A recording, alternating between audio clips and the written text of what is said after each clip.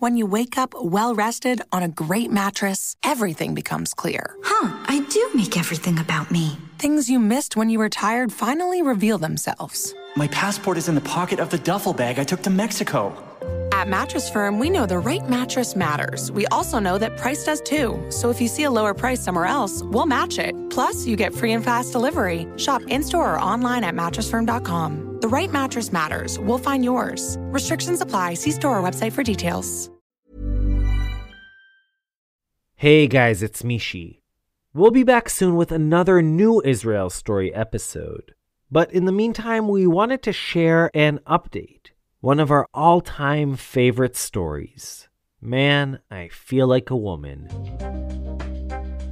Back in the early months of the pandemic, we ran a series of live update interviews with some of the most memorable people who've appeared on the show over the years. These events took place on our members-only Facebook community, which, if you haven't yet done so, I really hope you'll join. In any event, many Israel Story fans tuned into these live interviews and got to ask their questions directly. But since we are a podcast after all, we also wanted to share some highlights of these updates with all of you, our listeners. So today we're going to play the original story, followed by an edited and shortened version of the update event we held. If you've never heard this story, or haven't heard it in years, we hope you listen and enjoy. And if you want to skip straight to the update, just go to the last 15 minutes or so of this episode. Okay, without further ado, here's Man, I Feel Like a Woman. The last time we had people over, we were already feeling separate from each other. We were feeling disconnected more and more. It was catching up with me. I was headed towards a nervous breakdown, basically.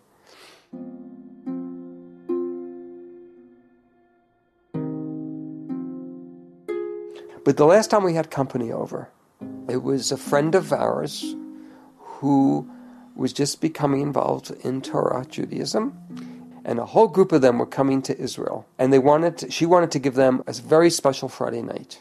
So who's she going to bring them to but Yaakov and Chavos in the Jewish quarter? Because that's where they'll get the perfect epiphany. I was off the whole night. Something was not right the whole night. That's Yiska Smith. She's 64 years old, and she's actually my neighbor in Nachlaot in Jerusalem. I pass by her house 3 times a day when I take my dog Nomi out for a walk. Anyway, Yiska was born in Long Island as Jeff Smith. The Smiths were a traditional, conservative, Big C Jewish family. The dad owned a local plumbing supply store, and the mom was a dedicated homemaker. They had 3 kids, 2 girls and Jeff. In our story today, we'll hear how Jeff became Yaakov, and then Jeff again, and then Jessica, and finally Yiska. But this isn't just a story, or isn't only a story about gender transition. It's really much more about a dilemma, one that doesn't have an easy solution.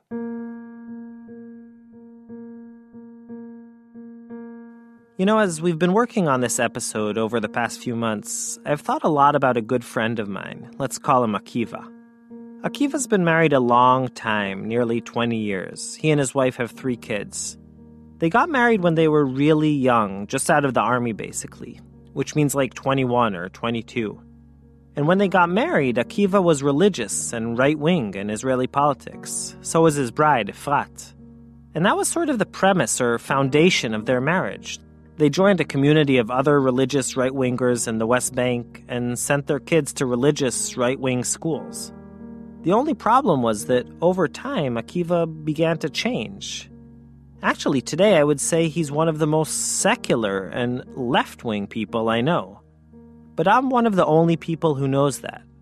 You see, Akiva feels that he made a commitment to Efrat to be a certain kind of person, to give her a certain kind of life. And even though he no longer fits the part, he feels that he has to continue acting out this charade because of that promise he made to her. That being true to his own identity is secondary to the unity of his family and community. Honestly, I've never really understood this position. It seems very sad and painful. But on today's show, with Yiska's story, we'll look at the other alternative, which seems just as painful and hard, at least in some ways.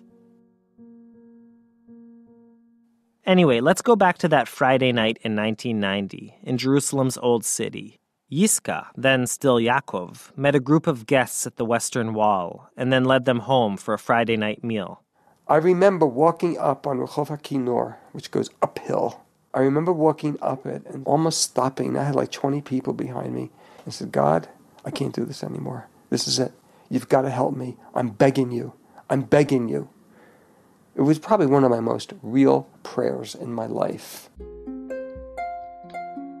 I just begged God to please rescue me from this. And when everyone was leaving, everyone was saying what everyone usually would say when they left. Oh, what a beautiful family, what a beautiful Shabbat, what delicious food. And each time I would get these compliments, it would be like another dagger, another dagger, another dagger. And this one man came up to me, one of this woman's relatives, and he said, "Can I talk to you for a minute?" Alone. And I thought he was going to really lay it on, like, "Oh, you've just changed my life." Because I used to get that. So we went to another part of the house that was more private, and he said, "I'm going to tell you something, and please hear me. Please hear me. That was an amazing act you performed for us tonight. Take care of yourself. Whatever is wrong, take care of you." I told my prior wife exactly what he said. I said, "It's over. This is it. God answered my prayer." I slept that night for the first time like I hadn't slept in years.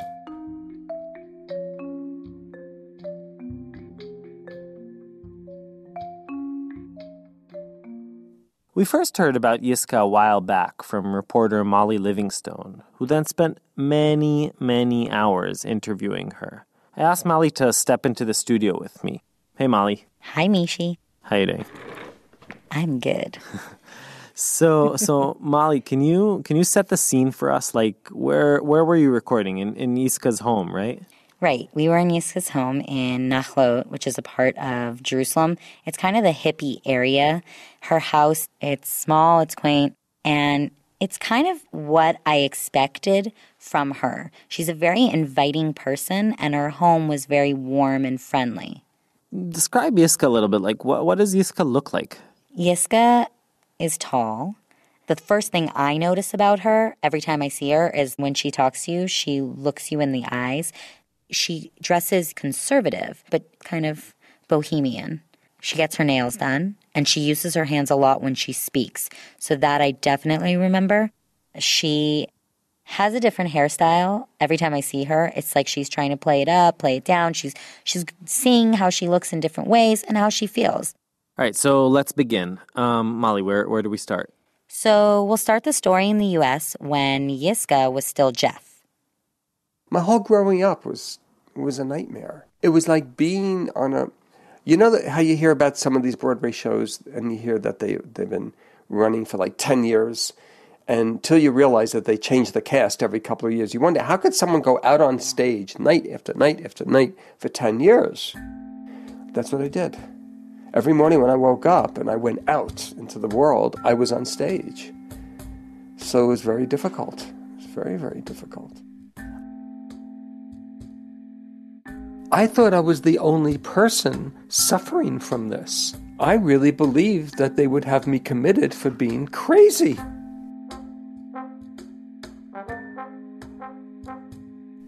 I have a memory. It was Christmas vacation. I had to have been right around 16, and one of the guys yells out to me, "Jeff, why do you have to walk like a girl?" And I looked at him, and of course I was crushed. I was crushed because it was not meant to say, maybe you should transition, or maybe you're transgender, or maybe are you suffering from gender identity dysphoria? Can I be a support friend for you? I mean, he used it against me. He was making fun of me. I just said to myself, what does it even mean that I'm walking like a girl? I didn't even know what that meant. In my head, I said, hello, tell me something I don't know. the internal conflict continued, and Yiska's life kept moving forward. She finished school, met a young lady, and got married. The newlyweds gradually shifted into an observant Jewish lifestyle. They were part of Chabad, and then they moved to Israel. Jeff became Yaakov, and Yaakov and Chava basically did what religious married couples are expected to do. I don't really want to discuss the private parts of our lives. Look, we put it into the world, 6 children, so you can draw your own conclusion. I felt a lot of pressure. I felt a lot of societal pressure, and without her meaning, I felt pressure from her that I behave like a straight guy. Otherwise, I'm going to lose her, and I didn't want to lose her because I really loved her. And also, I became very successful in my programming in the old city. So that also made it harder, because I had to keep up this image more and more. With all that pressure, something had to give. And that brings us back to that Shabbat dinner we opened with, when a guest recognized Yaakov's pain and expressed his concern in a way that for Yiska was a sign from above. I told my prior wife exactly what he said. I said, it's over. This is it. God answered my prayer. And when you ended your marriage, it was under the pretense that you were gay? Yes. Are you gay? No, I'm not a lesbian. I'm a heterosexual woman. So you went from one lie to the next? I went from 100% lie to a 50% lie. I knew for sure I'm not gay. But I also knew that as a woman, I was attracted to men. There's no way I would have dated a woman after my divorce. I mean, I hurt her enough. I wasn't going to hurt another woman. Was she angry with you, your wife? Angry? I don't know if anger describes it. She gave 100% of herself. Didn't compromise an iota. A loving, devoted wife, mother. Yeah, I mean, she was furious.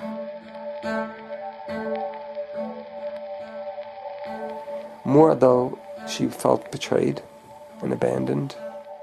Yaakov actually continued to live at home with the family. But when a model couple suddenly gets divorced, especially in a small community like Jerusalem's Old City, people get curious. And it wasn't long before word got out about the 50% lie, the story that Yaakov was gay. Soon, the news reached one of the Jewish quarter's most respected rabbis. He called me up personally.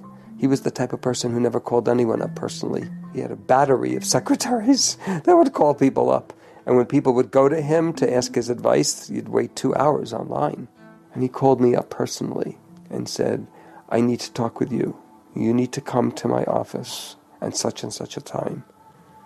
I knew this was not good. I show up and there's no line.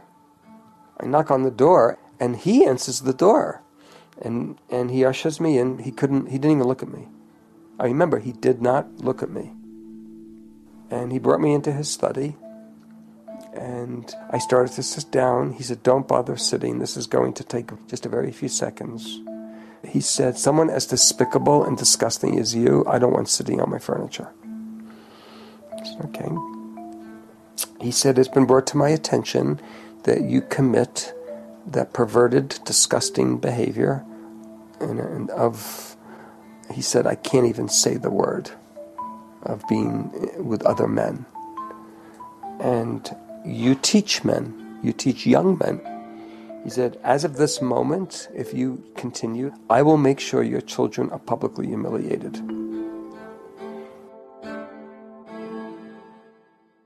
First, I didn't even hear the second part. I said, I just went through a divorce. This is my only means to give their mother child support. He said, I'm going to repeat myself because I want to really make sure you understand what I'm saying. I really don't care about how she gets her money to feed these kids. You are not to teach men anymore. And if you do, your children will be humiliated in public. I said, wait a minute, did I just hear right? Are you threatening me with my children's well-being? He said, yeah, now you got it.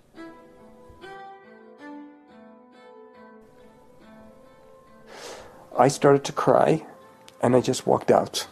And that's when I took the kippah off. I said, nope, I can't do this anymore. Not when it comes to my children's well-being. My whole life was crumbling. My whole life just fell apart.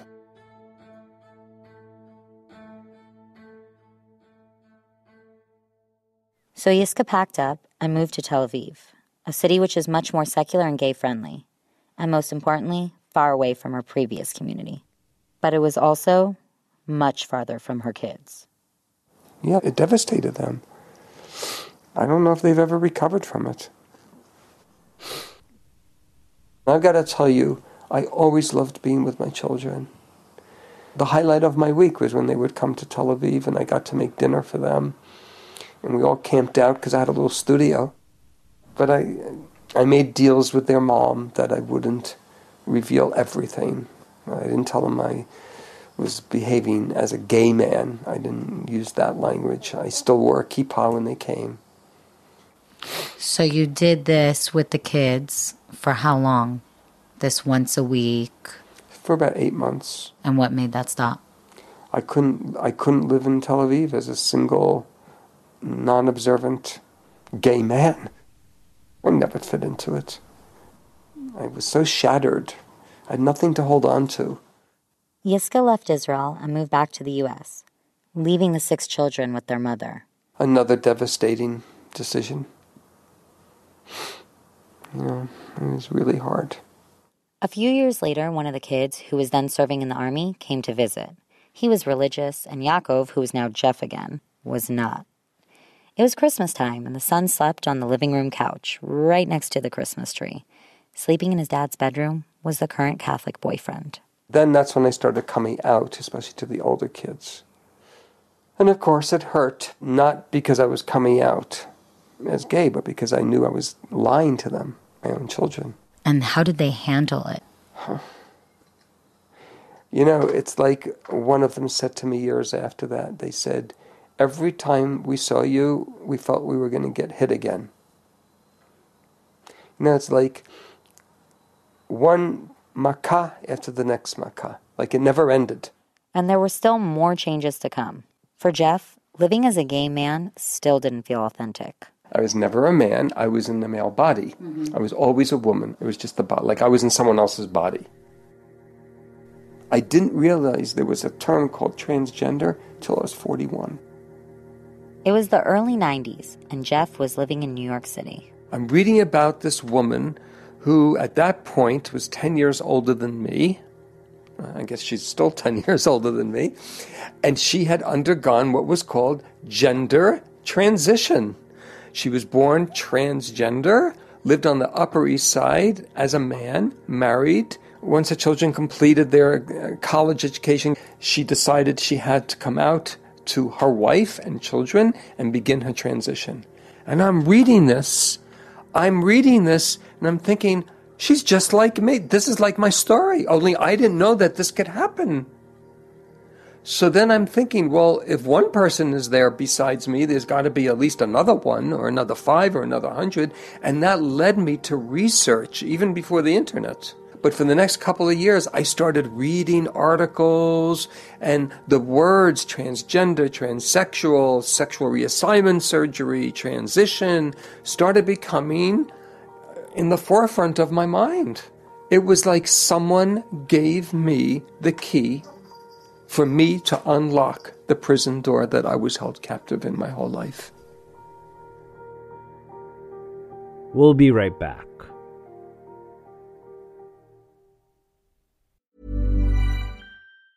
When you wake up well-rested on a great mattress, everything becomes clear. I do make everything about me. Things you missed when you were tired finally reveal themselves. My passport is in the pocket of the duffel bag I took to Mexico. At Mattress Firm, we know the right mattress matters. We also know that price does too. So if you see a lower price somewhere else, we'll match it. Plus, you get free and fast delivery. Shop in-store or online at mattressfirm.com. The right mattress matters. We'll find yours. Restrictions apply. See store or website for details. And now back to our update episode. What made you actually call the doctor to make that switch? I just woke up on my 50th birthday, and I felt so lonely. On that day, none of my children acknowledged that it was my birthday. My siblings did not. No one in my family did except my mother. May she rest in peace. I felt very lonely and alone. And I said to myself, and then I guess I was talking to God, I can't do this anymore. I couldn't pretend that I'm straight, male. So why am I pretending that I'm a gay male? I feel I'm living, once again, someone else's life. I knew what I had to do. So when I made the appointment, the first question they ask you is, have you begun your real life experience yet? You have to actually live in the world as a woman before the surgery for a year. And only you know when you begin, and only you know if you cheat or compromise. Like, they don't have a beeper. It's not like, you're on house arrest and they trace you. They have better things to do. It's like your life. But they want you to be able to do this. So that's when I started really dressing as a woman. I remember the first day that I said, today is it, September 19th, 2004. I was traveling to visit some friends in San Francisco. I was probably wearing like tighter fitting top. I probably was wearing a bra, although there was not much to really keep up. So I'm at the airport and I'm thinking, I'm going to San Francisco and I am ready and I'm going to do this. So I'm going to use the ladies' room for the first time in my life. And I was so nervous walking in. And once I was in, I said, oh my gosh, this feels so normal. This totally feels normal. The tension in a men's bathroom, you have no idea. I mean, no one talks to each other. No one looks at each other. They're all uptight. They don't want anyone to think they're gay. No one would say, oh, I really like your shoes. When a man says, what do you women do in the ladies' room? They don't get it. It's a whole culture. And I just took to it like, oh my gosh, I'm home. Like, instead of me being nervous, I felt like, oh, I could breathe. Like, these people get me, And then I went for speech therapy. And the speech therapist told me, I have to give you the reality check right from the get-go. She said, you'll never talk like a woman, but you'll talk more like a woman. It takes incredible... I was with her for like 2 years. And she taught me a lot about how to emit a female energy rather than speaking like a woman. Now I'm very at peace with my voice, but at first I wasn't. And that for many older transgender women is a really big issue. Mm-hmm. And for me, at one time it was. Now I don't know. I literally don't care. After this whole process, you were living as a woman. Mm-hmm. So when did you start dating as a woman? I started dating as a woman. I wanted to wait till after my surgery. I had read some terrible, tragic stories of transgender women who showed themselves as women to the world, but had, for various assortment of reasons, had not yet or chose not to undergo the surgery. And they dated men. And there were some instances when the men found out, it ended very, very violently, sometimes actually in death. I said, I'll wait till I'm complete. And then I just have to discuss my history, but I don't have to discuss my present. So I waited. Once all the medical procedures were behind her, she moved to a new city to start a new life. I was living in Seattle and reestablishing my life for the first time as a woman, as Jessica. And I I put a profile on some of the dating sites, and being insecure with my own transition at that time, I didn't write anything about my having transitioned. It was one mess after the next. Each one blew up in my face once they found out about me. When did they find out about you? Well, it depended.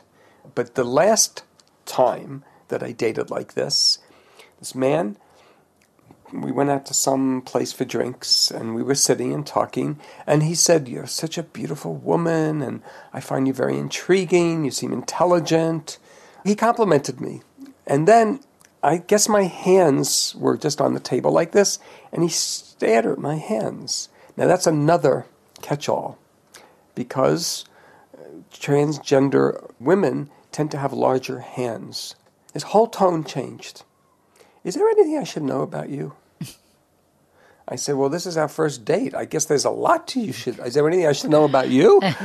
Like, I turned it right on him. Like, what kind of, ridiculous question? If you want to know if I'm transgender, just ask me.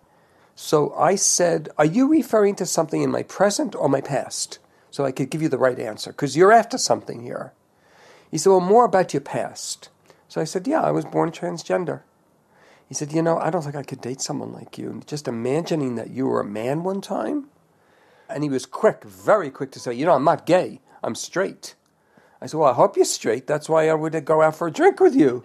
I'm not a lesbian." Like, I kept bringing him back to what you initially saw in me was I'm a woman. So why would I think you're gay? And then he said, "You're nice, but this is just a little bit too much for me, just thinking of your past." I said, "It's actually a little bit too much for me." He said, "What do you mean?" I said, "If my past is a reason why you don't want to continue seeing me, your present is the reason I don't want to continue seeing you." I'm living in the now. I'm not living in the past. I went home that night and changed my profile. I put it right out there. I said, "This is what I look like. This is my past." I said in one sentence, I underwent gender transition. I'm a fully transitioned woman, inside and out. The next day, I received an email through the site. This is what this man said to me. "Any woman that is as beautiful as you and has gone through what you've gone through is a woman I want to take out for a drink." So a couple of nights later, we went out for a drink, and he said, "You really went through a gender transition?" I said, "Yes." He said, "I've been married a few times. I have children. I've been divorced. Like all of us that are a little bit older, I've been around the block a few times. I feel like I'm with a woman who's just always been born a woman." I said, "Well, I have been born a woman." That turned into a 2-year relationship. And we got to know many of each other, members of our families. We lived together. But at the same time, I started to really go further and further into Judaism, and he's not Jewish.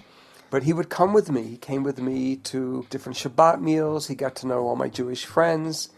And he said to me one time something, I remember this one night. He said, "I'm not looking to get remarried. I see no reason for me to remarry at this stage in my life. I have my children. I have my stepchildren. You have your children. And we're living in an age where neither of us are religious." He saw that I was becoming more religious. "But if I were in the market to be married right now, I would ask you to marry me. You have made me feel more like the man that I need to feel like than my wives in the past." He said, "There's just something about your femininity." And I said to him, "You've completed my transition. You have made me feel like the woman I always believed I really was."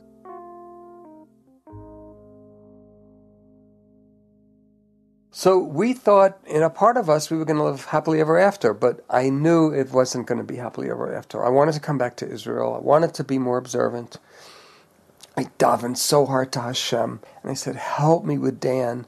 He's so kind, and I just can't just break up with him." He never liked Seattle. He was a Texas boy, and he couldn't wait to someday move back to Texas. And I knew that. And there was no way I was going to Texas with him, that's for sure.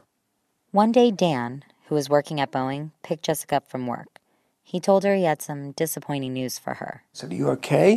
He said, "Yeah, I'm okay, but something came up in work today, and I know this is going to probably upset you, but they want to transfer me to an upper management, executive position in Texas. And I would love for you to come with me, but I know you don't want to come to Texas. If anything, you're going to land up in Israel. I said, you're leaving Seattle and you're going to move to Texas? I said, Baruch Hashem. And he already knew what Baruch Hashem meant. He said, well, are you happy that, I said, no, it's not that I'm happy that you're just moving to Texas, but I'm happy that God is helping us part ways with dignity and love. We both know you want to go back to Texas. So this is a dream come true for you. And I don't want to spend the rest of my life in Seattle, and Texas is not even on my list. I want to go back to Yerushalayim. So it's time that we do that. And he said, you are a woman that I will love the rest of my life. And I said, you're a man that I'll love the rest of my life. So if I could find a Dan who's Jewish and lives in Israel, Nachlaot, here I am. I'm not looking to someone to be like Dan. That's not what I mean. Dan is Dan, and whoever Reuven Shimon or Levi will be Reuven Shimon or Levi.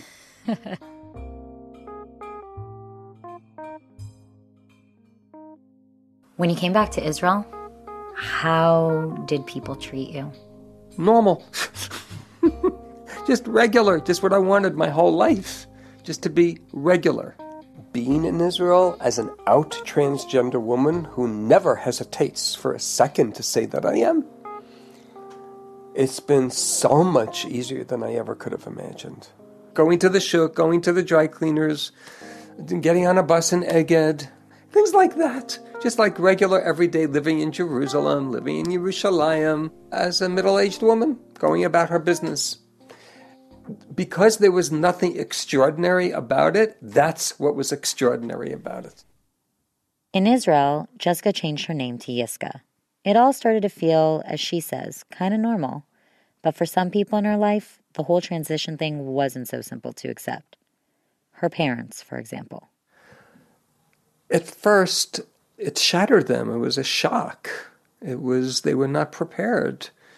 There was nothing to set them up for this, where they could say, well, we kind of wondered. So at first, it was very difficult for my mom, who I was always very, very close with. She passed away only 4 months ago. I didn't expect her or my father to say, oh, great, continue on your authentic living journey, or, we're right here for you. No, her first response to me was, we've been with you through everything, but this already is too much for us. And I said, I understand. So for the first 6 months, it was really, it was very hard for her to speak with me. And we always spoke several times a week. But she pulled back. And she needed time. She needed her time.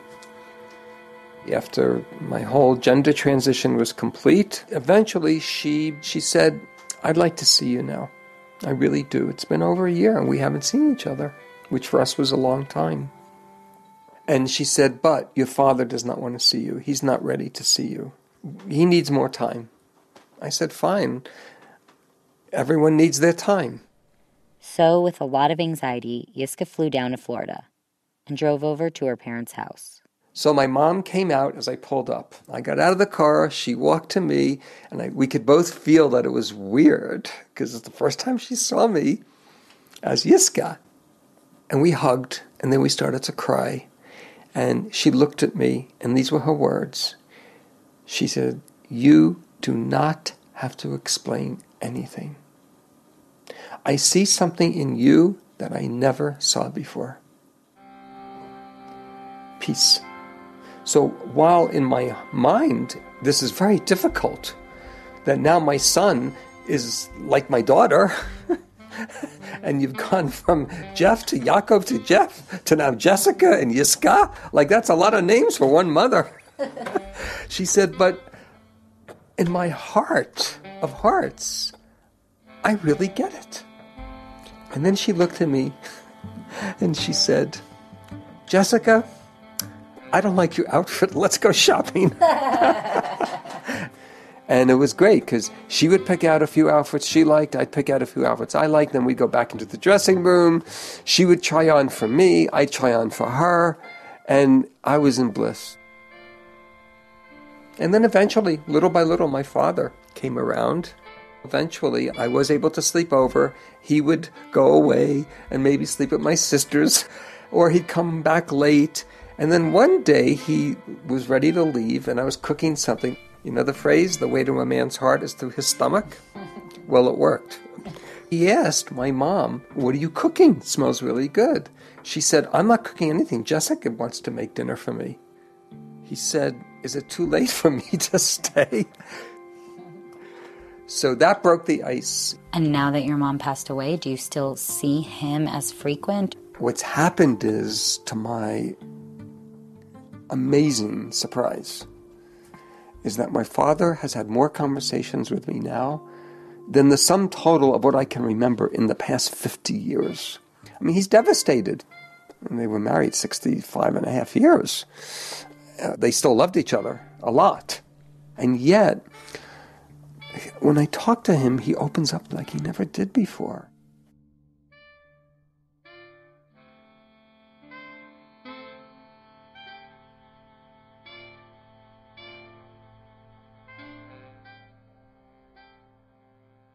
But Yiska's children, and this for her is the saddest part of the whole story, have a harder time making sense of her choices. My children don't talk to me anymore. None of them. 2 of the 6 talk with me a little.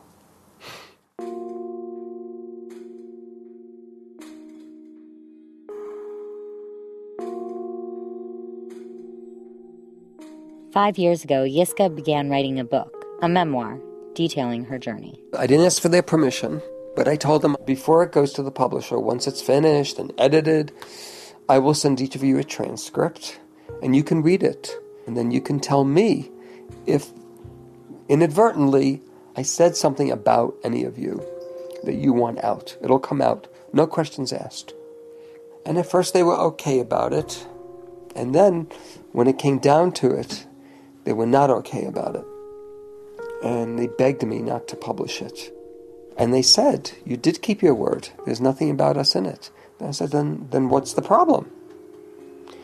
And basically what it came down to is they don't want people knowing who I am relative to them. I said, that's where I draw the line. That's what we need to work on. If that's the problem, then by me not publishing the book is not going to solve that problem. The book really cut it for most of them.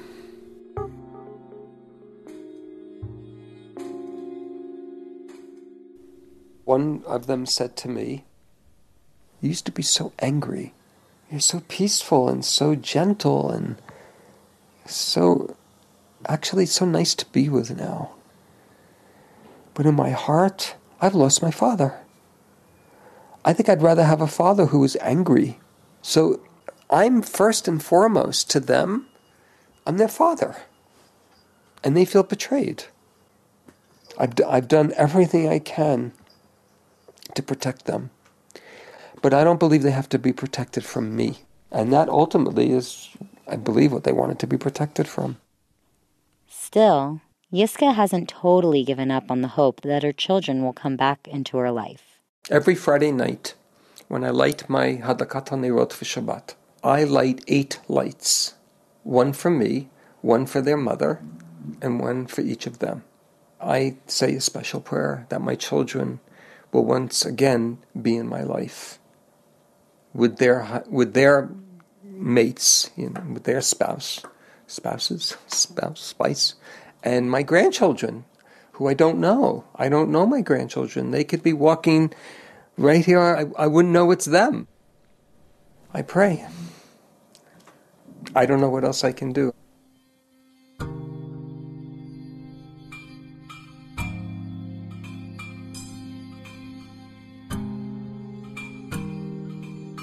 The pain that I endured when I was living as a man, nothing could be more painful than that. Because it was never ending. And it didn't matter what I did. It never went away. It was always there.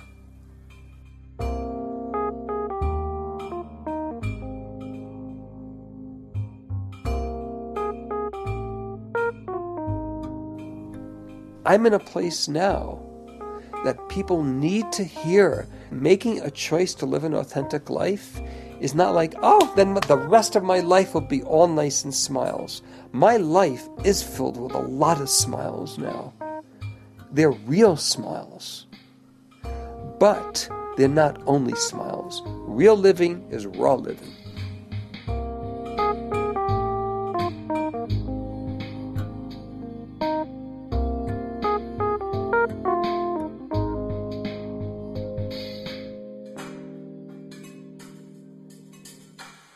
That was the episode we aired back in 2015. 5 years later, in 2020, we hosted Iska for a fascinating update conversation on our members-only Facebook community. As I said at the top of the show, I invite each and every one of you to join our group. Just go to Facebook and search for Israel Story Community. It's easy, it's free of course, and you'll immediately become part of a vibrant group of Israel Story fans. You'll also be able to watch or rewatch the entire conversation we had with Iska. It's about 40 minutes long, but for those of you who prefer to listen, here's a much shorter and edited version of that chat. Okay, hi everyone. Welcome to another Israel Story Facebook Live event, this time with my dear, dear friend, one of the most inspiring women I have had the honor to meet through this show, a woman who is a rabbi, a podcaster, an author, a public speaker, but more than anything, really a teacher. Iska Smith. Hi, Iska. Shalom, shalom, Mishi. Hi. Chag Sameach. Chag Sameach.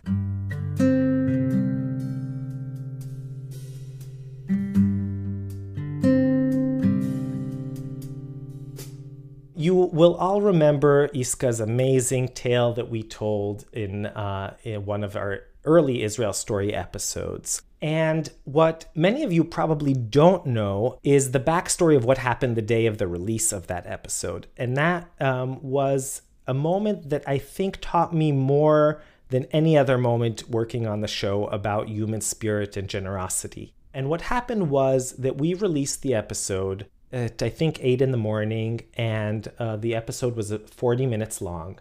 And literally 42 or 43 minutes after we released it, we heard from Iska. And Iska, to our horror and deep sadness, was very upset.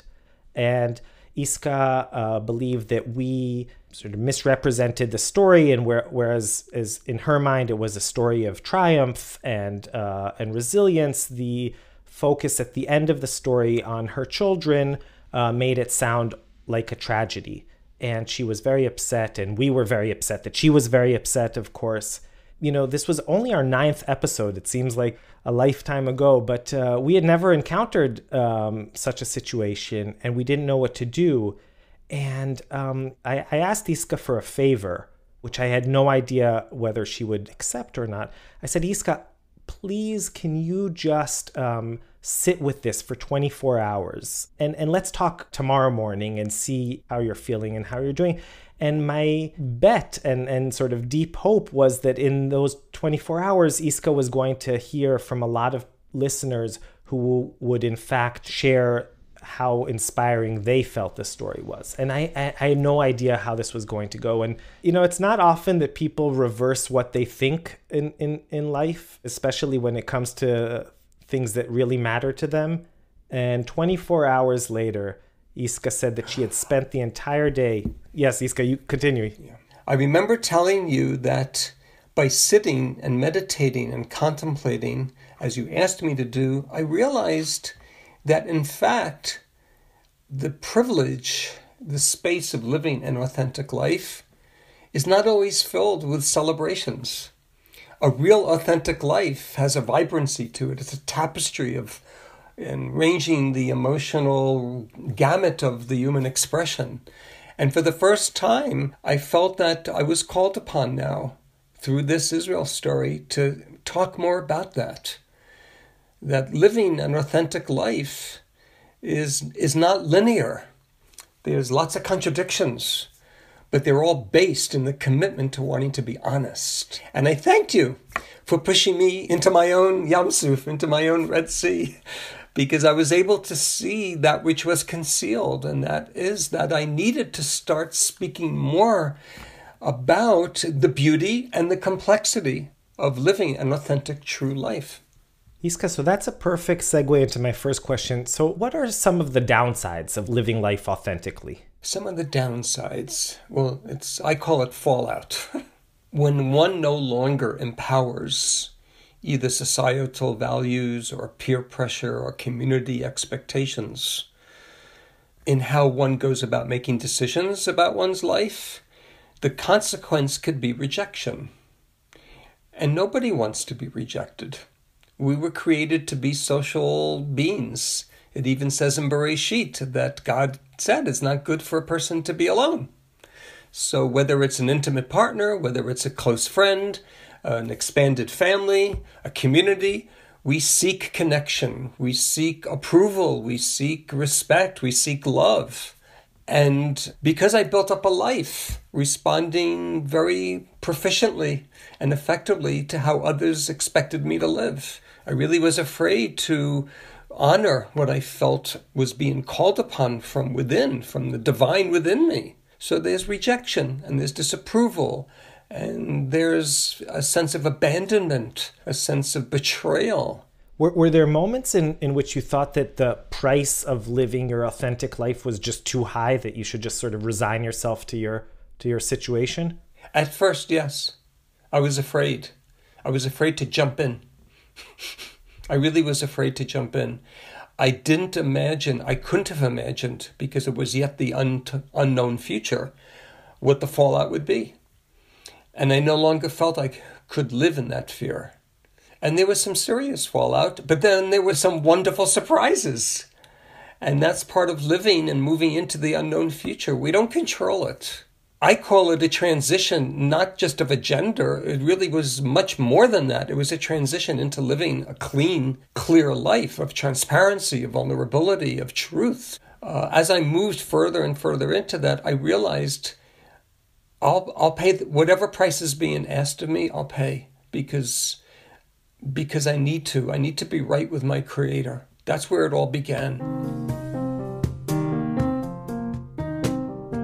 So Iska, I have a question which also touches a little bit about living an authentic life, and that is that your story has been an inspiration to so many people, and you've told it in many different contexts, to students, to podcast listeners, to film goers. And I know from my own life that stories that I tell again and again lose a certain degree of freshness and authenticity, and it's difficult for me to feel them. It's almost like I'm just sort of reciting a script. How do you maintain sort of the fresh and authentic feeling of telling your story? That's such a good question, because at about 6 months ago, I made a decision that I'm no longer going to really tell my story. I was becoming tired. Not tired of my life, God forbid, but tired of telling about what more and more was my history. As I moved further and further into my present, that takes more and more of a back seat. What I do is when I teach spiritual texts, if I feel that mentioning a piece of my past can better inform the text, I will do that. As an example, to bring the text more to a relevancy to the audience. But now I'm living in the space that I transitioned to be in. I feel now that I don't have this obstacle in front of me. I feel the whole world is out there for me to explore, to share, to teach, to lead, to guide, also to learn more, to research more as a scholar of spiritual texts, and I'm loving it. And I'm really coming into my fullness in that sense.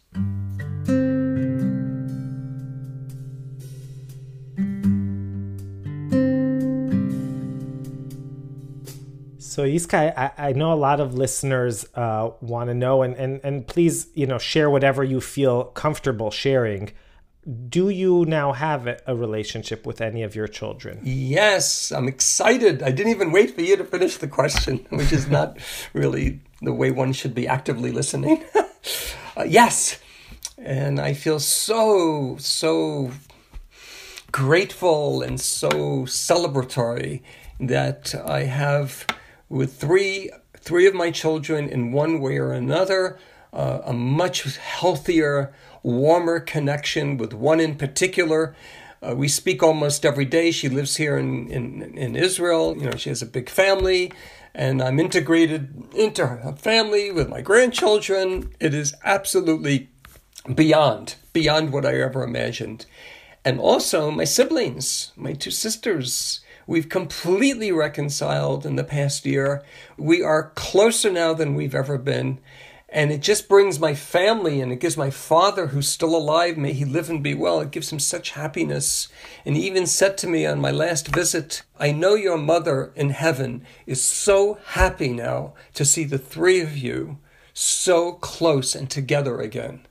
So, and they're close with my children, and I'm getting close with some of my nieces and nephews. It's just blossoming more and more. Yes, it was gradual, a lot of tears, a lot of prayers, a lot of letting goes, a lot of difficult questions. Yeah, but it happened. Some of the others are still not there yet, but all my children are very close with each other. So they all know. And who knows? I have a lot of hope.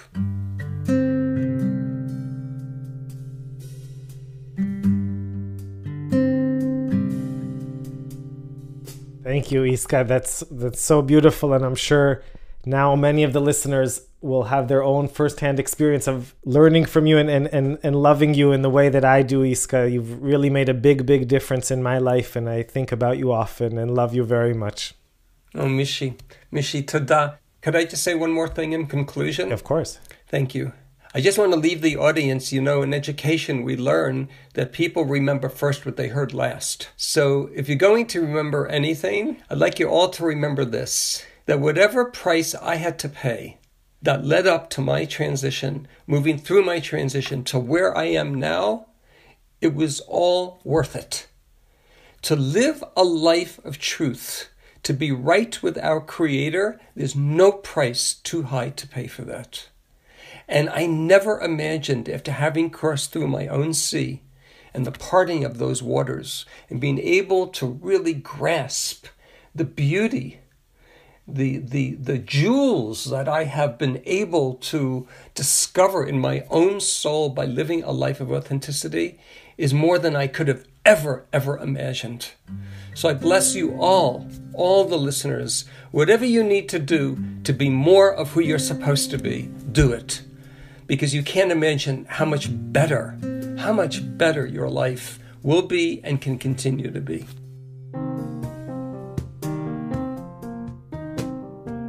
Iska teaches and podcasts and lectures and does a zillion other things to share her message of authentic living. If you want to dive deeper into her story, I highly recommend you read her 2014 memoir, 40 Years in the Wilderness, My Journey to Authentic Living. And check out a wonderful documentary made about her called I Was Not Born a Mistake. Our original story was reported by Molly Livingstone and produced by Benny Becker and Shoshi Shmulevitz, with help from Raoul Wotliff and Rachel Fisher. The update was produced by Skylar Inman and Yoshi Fields, with music from Blue Dot Sessions. Israel Story is produced in partnership with Tablet Magazine. Our staff is Yochai Meital, Zev Levi, Yoshi Fields, Skylar Inman, Joel Shupak, Sharon Rapaport, and Rotem Tzin. Jeff Umbro from The Podglomerate is our marketing director.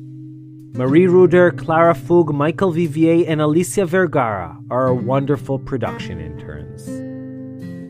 I'm Ishi Harman, and we'll be back very soon with our next episode. And he's suddenly like, you don't think as a Christian at all. You think like a Jew. So till then, please, stay safe, shalom shalom, and yalla bye.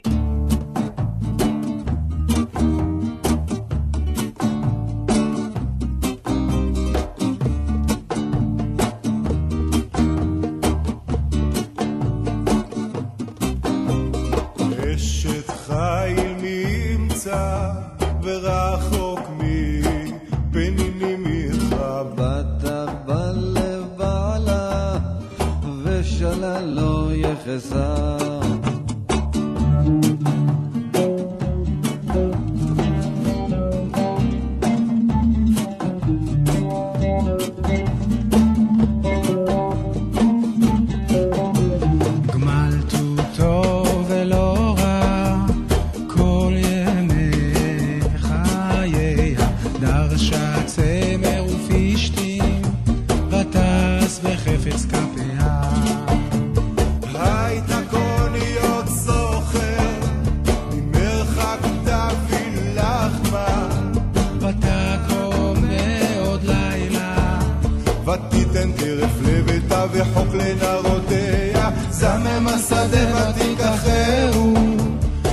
מיכה בענת הכרם, חגרה בעוצמותיה, ודם בזרועותיה.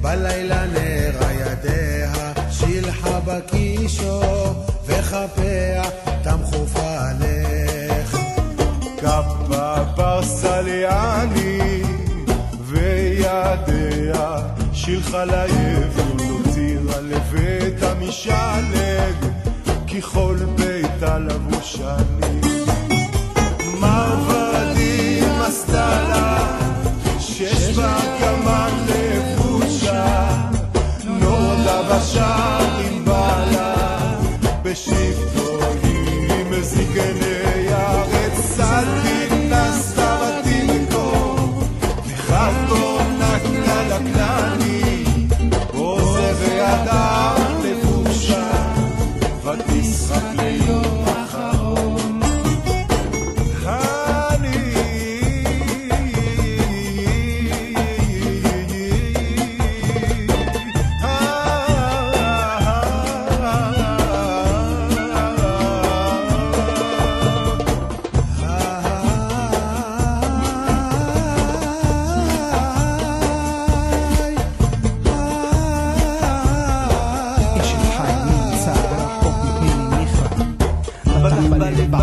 ושאלה לא יחסר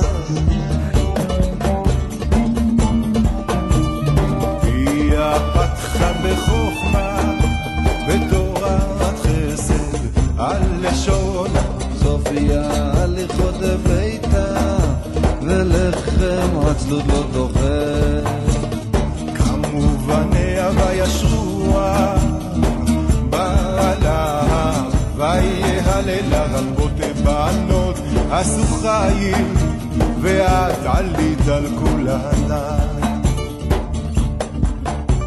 שקר אחר והבל היופי אישה יראת אדוני היא תתהלל תנו לה מפרי ידיה והללויה בשערים מעשיה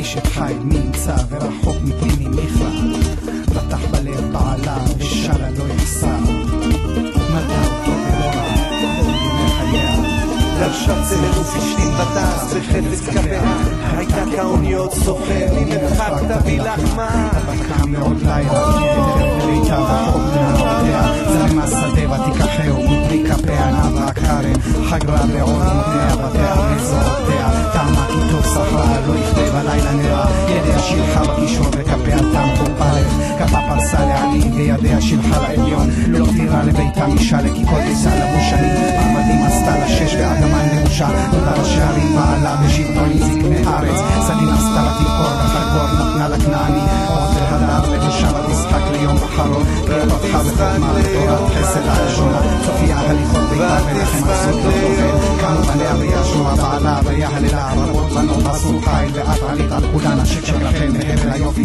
אישה יראת אדוני היא תתהלל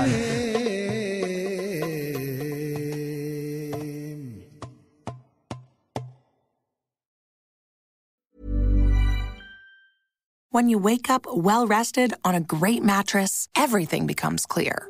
I do make everything about me. Things you missed when you were tired finally reveal themselves. My passport is in the pocket of the duffel bag I took to Mexico. At Mattress Firm, we know the right mattress matters. We also know that price does too. So if you see a lower price somewhere else, we'll match it. Plus, you get free and fast delivery. Shop in-store or online at mattressfirm.com. The right mattress matters. We'll find yours. Restrictions apply. See store or website for details.